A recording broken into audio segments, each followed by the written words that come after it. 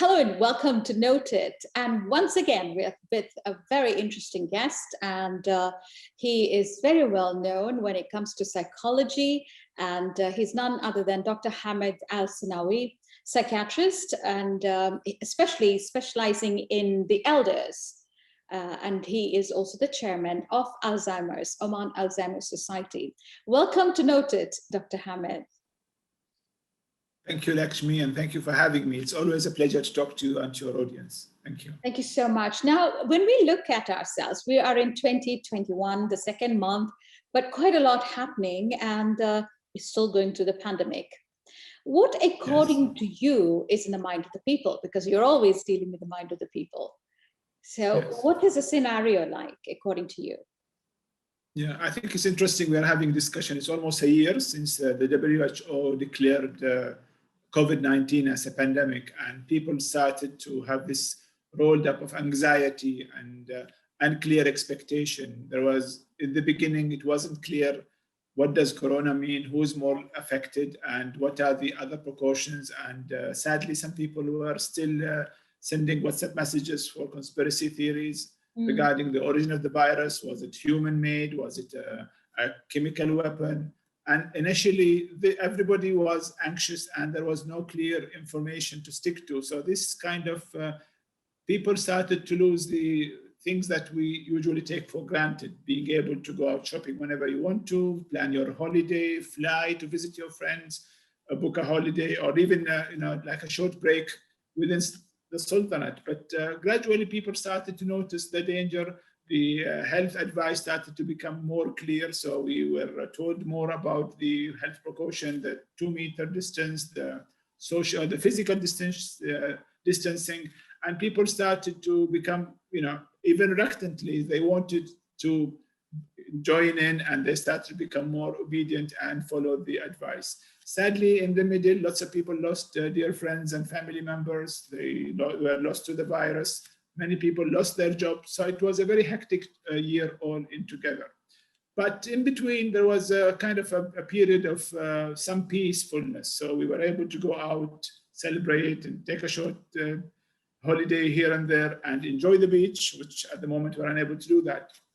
But then it peaked again. So people kind of, I wouldn't say they got used to it, but most people develop what is known as psychological resilience, which is basically being able to bounce back when you have any particular uneventful life event. So say, for example, if I am a student, I don't pass my exam, I get very angry, I become very upset.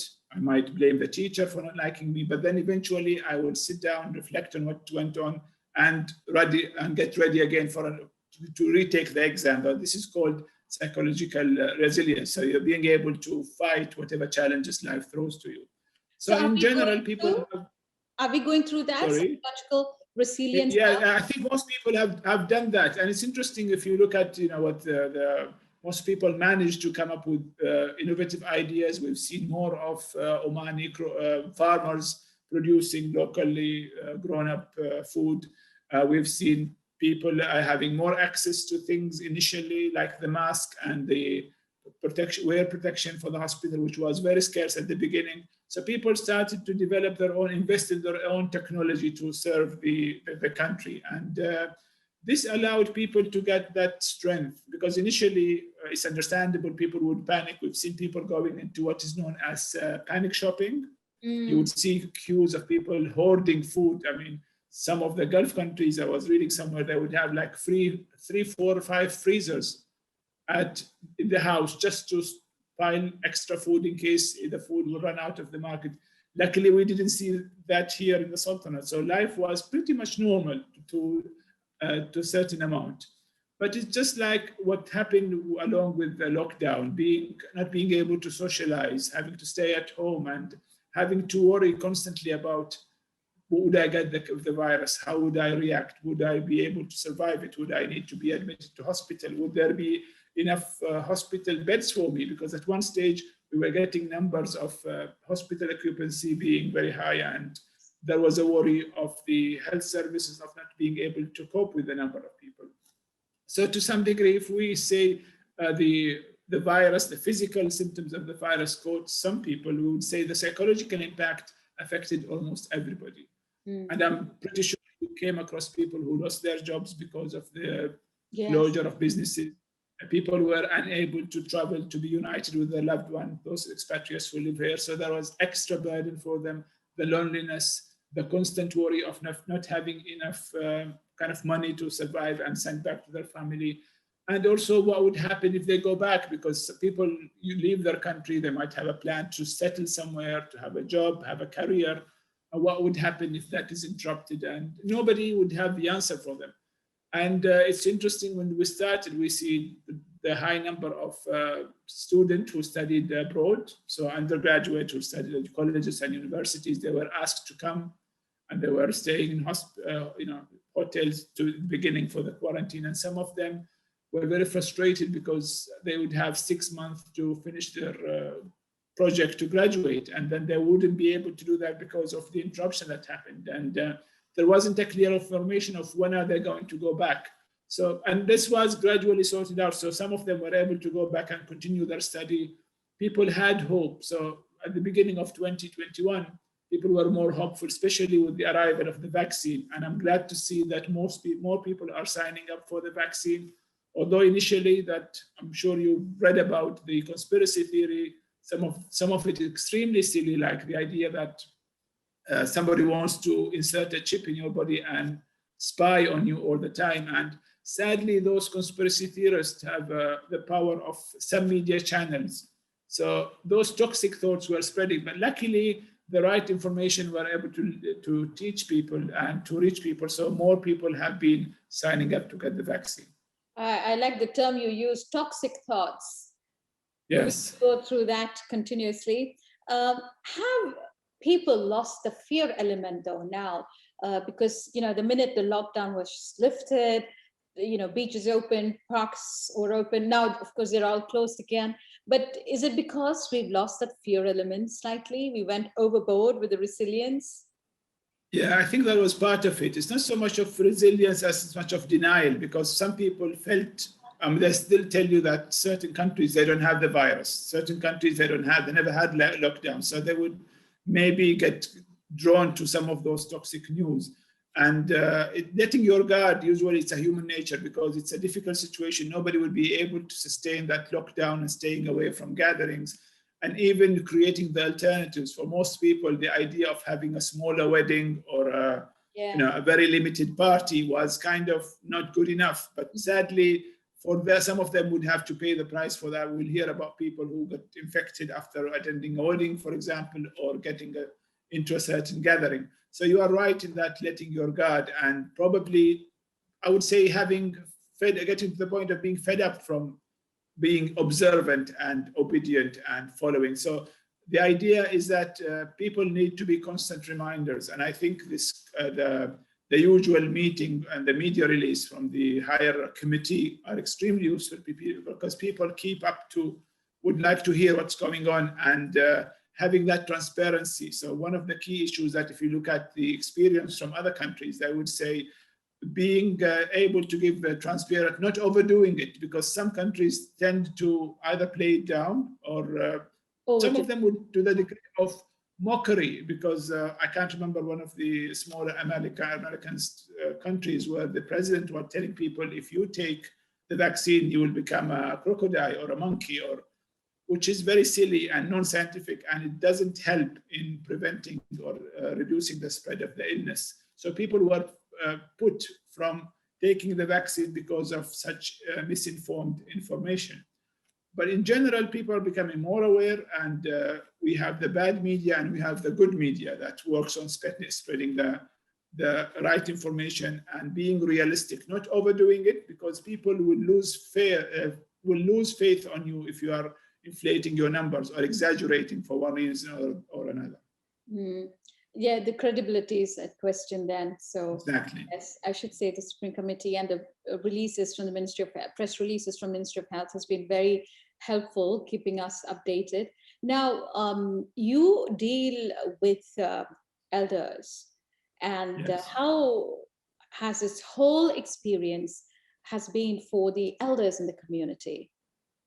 Yes, I think I wouldn't be exaggerating if I say the elders or the elderly are the one who are mostly affected. Number one, when the first news broke about the virus, people tend to spread the idea that this virus likes the elderly, although the actual message is that people who are at the elderly age group are more likely to have a complication. So the virus will affect everybody, but if you are at a certain age, you might be at higher risk of getting the infection than the younger people. And it's simply to do with the way immunity work, the way that people who are over the age of 60 usually have other medical problems like diabetes, hypertension, that compromises their immunity. So there was already extra fear for the elderly. The message all over the world was to shield the elderly. So they are supposed to stay indoors more. They would have limited access to going out of the house. They would have limited visitors because of this shielding issue.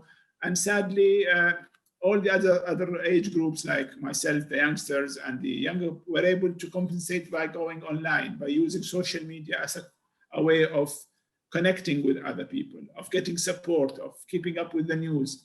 For some group of the elderly, they are not very savvy when it comes to using social media or using smartphone. So they were left out because, most of the younger people are used to accessing social media. They will be busy with their phone, with their laptops. Everything else kind of got compensated. So instead of going to school, you still can have access to your online teaching, whereas the elderly were left to watching the news. Some of it was grim, some of it was anxiety provoking, especially channels that kept repeating and reporting the amount of people dying from the COVID-19, especially in Europe and other countries. So the elderly were more at risk of developing symptoms of anxiety and depression, which actually saw more people coming to our clinic with that.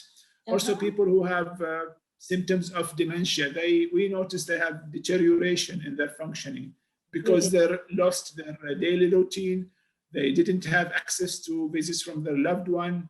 They were the whole sense of wearing a mask for them made it very ambiguous and very difficult to communicate with their caregivers. And also the caregivers were experiencing more stress and burnout because usually family members would take turns in having the elderly person with dementia or visiting or supporting, but because of the social or the physical distancing, caregivers felt isolated as well.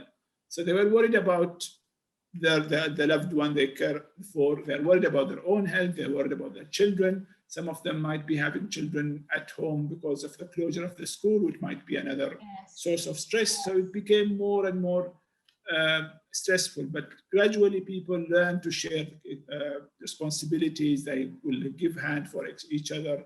Also, the elderly lost the ability to what we call the social rhythm, basic things like going to the mosque 4 or 5 times a day, a meeting with your neighbors. So the trip to the mosque wasn't just for the prayers, but to just have access to someone else who would be of your same age. You will share interest. You will probably spend half an hour talking to them after prayers, or you would some kind of social connection. So this was taken away because of the closure of the mosques. And then when the mosque opened, they were left out because of part of the precaution was people over the age of 60 were initially not allowed to attend prayers at the mosque. So this added to the isolation that people were starting experiencing. Now, the other group who've faced all these changes in lifestyle is the youngsters. And also it means that they went on to studying online, so they miss classmates, meet direct interactions with teachers, having conversations with their friends and classmates. So they have also gone through that impact. Do you think it has its serious consequences? I would say it does have serious consequences. I mean, it was in a sense a clever or a smart way of coping with the impact of the virus by not having interruption in classes. Right. But some of them felt they lost that physical contact or playing outside by the beach or at the park. And physical activity became an issue. And in some small project, even including university students, for example, from SQU, there was a study suggesting students starting to put on weight because there was not much to do. So people tend to eat more. They will eat what we call comfort eating, so food that is unhealthy but gives you that sense of happiness to some degree, so chocolates or cakes or cheesecakes or anything that is high in carbohydrate. This type of food will give you that buzz. It gives you that feeling of comfort. That's where the term comfort eating comes from. But put that with lack of physical activity, spending long time in front of a smartphone or a laptop, this increases the risk of people developing on putting on weight. Some people who might already have what we call social phobia, so they don't feel comfortable socializing with people. For them, this became probably a situation where it will add to that. So they don't feel forced to leave home. Everything can be done over the internet. So in a sense, it will be interesting to have a study when this ends and how many people will find it difficult to leave home, because somebody came up with a term of the, feeling so much security at home when all the messages was saying, stay at home, don't go out. When you're staying at home, you're doing everybody a favor, but suddenly it becomes the new norm. Yes. So it was the comfort of being at home. So we experienced people feeling very anxious when they were told, you have to come out, you have to go back to your workplace. Yes, you can go shopping now. You can't. You don't have to do all the shopping online. You can physically go to the mall. For some people, this going out and being possibly exposed to other people who might have the infection increased their rate of anxiety. So that was something that is observable, and some people took them a while to get used back, because the new norm was to stay at home and do everything online. Now, that also means masks. I feel that people are so comfortable now being anonymous outside that when it comes back, hopefully soon, where we wouldn't need, it will be quite difficult. Do you think there was as I said, it's the new norm, because mask will become the new norm. In fact, somewhere if you forget to take your mask, people will look at you like, what are you doing? Why are you not wearing your mask? As if like you've committed a crime. And for some people, it became very difficult to communicate, because when we talk about communication, we talk about verbal communication. That's the thing we say. But non-verbal communication is more important, especially when we talk about eye contact, smiling, being able to show the other person that we empathize with them. And it's interesting, when people start to come to our clinic, it took them a while to feel comfortable to just look at the eyes of the doctor instead of just having the whole face. And for us, it was something similar. So if I have a bigger room, I will ask the person to stay 2 meters away, and then they take their mask, so I could have a full access to how they look. But gradually, you're quite right, we got used to just having everybody covering the face, but only the eyes appearing, and trying to read people's emotion through their eyes only can be difficult. National Center for Statistics and Information, NCSI, just actually released information yesterday that in January, more than 6,000 babies were born. Now, when I look at this generation of kids who are born, babies who are born during the pandemic, when they actually grow up, at least in the early ages, I'm hoping all of this will change. But, the normal greeting, we, greet by fist, elbow, and the traditional greetings and the hugs are all going to be of the past. And they will get used. So do you think we will see actually a behavioral change in customs, because this will become the norm, and, they won't be scared of people being in masks, and, they wouldn't think about sanitizing hands as an obsessive behavior, compulsive disorder, because this is a habit now. Yeah, I think you're quite right, because we all kind of take these things for granted now. This is the new norm. Before leaving home, you make sure that you have a mask with you or an extra box of masks in the car. Nobody would think of handshakes nowadays. And this business of using sanitizer, initially people were overdoing it to the point of ending up with skin lesions, because, if you overdo it, it might cause a sensitivity to your skin. But now people started to do it just about right. Social distancing, people were against the spacing in the mosque, for example, and it took a while for people to be convinced that this is an alternative and an acceptable way of doing your prayers. So You go there, you do your prayers with the group while respecting the social distancing. So gradually people got used to this new behavior. And one of the most, now I'm thinking of, I remember an interesting situation where the first Eid during the lockdown was specifically difficult, and everybody was wondering, how can we celebrate Eids in small groups? So everybody had their own Eid at home, and we still have the new clothes and the halwa and the special food. And actually it wasn't bad. And I remember organizing a Zoom meeting, a Zoom Eid gathering with my brothers. Yes.